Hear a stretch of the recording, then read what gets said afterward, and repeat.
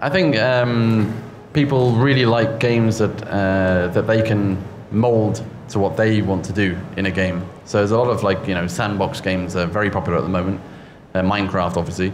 I imagine that the next games are going to need to be challenging for gamers, and I believe that they don't want too much explanation about the game. They want to see the pattern of the game.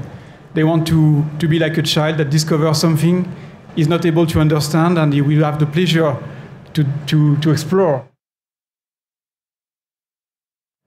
Yeah, it's difficult because as developers, you really want people to play your games easily, so you want to teach them how to play and all these things. But they want to take the game and discover their own ways of playing the game, in fact. Let me throw in something. Talking about tools, because of the tools like YouTube and live streaming and share functions, I would say that every game can be have user-generated content, because the users create their own video game moment and edit or live stream with their commentary, and people enjoy watching and listening to those people playing, and that's those people themselves are the content almost that other people enjoy. I quite like games that are sort of strange experiments that don't necessarily all hang together at the time, but show you interesting ideas. I really like watching the Twitch plays Pokemon. It's just so strange, and it's like a whole new bizarre genre. More and more games like Destiny, do not have the specific matchmaking kind of setup. You just go in and you feel like you're playing single players game, but you encounter with other players, and it's your choice to kind of play together or just move away. In recent years, we do have this new title, community manager, which didn't really exist, a few years back, and it's something we concentrate on a lot. I mean, even for a small company like us, we have 2 community managers. I think it's really important though that you do really clearly define that vision right at the start, so that players know what how they can add to this experience. With Little Big Planet, we had a very distinctive art style. We went for the arts and crafts look, so that players would really understand the world and understand how they were interacting with it and what they were adding to it. Well, I'm known as a big indie games fans, and sometimes that annoys some consumers who only want AAA games, and I do love AAA games as well. But what I love about indie games, these guys approach the games from totally different angle.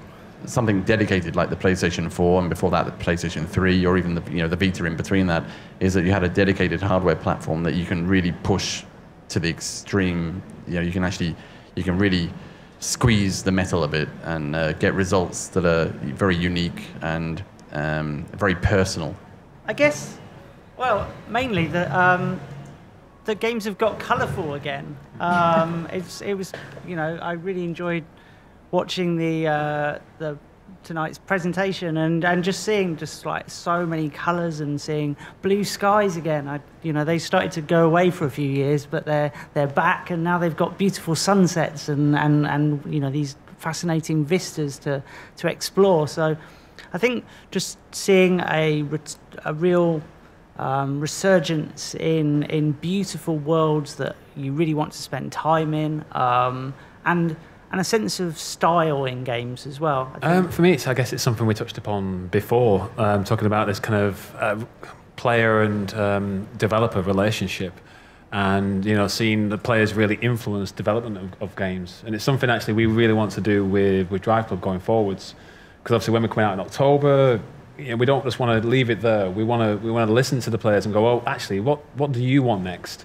We've got our own ideas, but we want to be kind of led by the players. So it's going to be an opportunity for them to get involved, and hopefully we can deliver what they want. And that's really exciting. I think that maybe gamers are getting older and older. Look, my hair's white now. And we are getting bored with the games we have seen sometimes for a long time. We want fresh things, and so the cycle is really good for innovation, which is very important. I think it's more games that have independent thought in them than actually a financial model behind them, particularly. You know, you could have a very indie game that's actually a very generic first-person shooter, and you could have an enormous, big-budget AAA game which is all about emotions. You know, those divides are not there anymore. I'd just rather get rid of the term altogether. There's good games, there's bad games, and you know they're all in the same pool together. Really, we shouldn't be saying AAA, we shouldn't be saying indie. It's just these are games. You know, they've all got their own unique elements to them.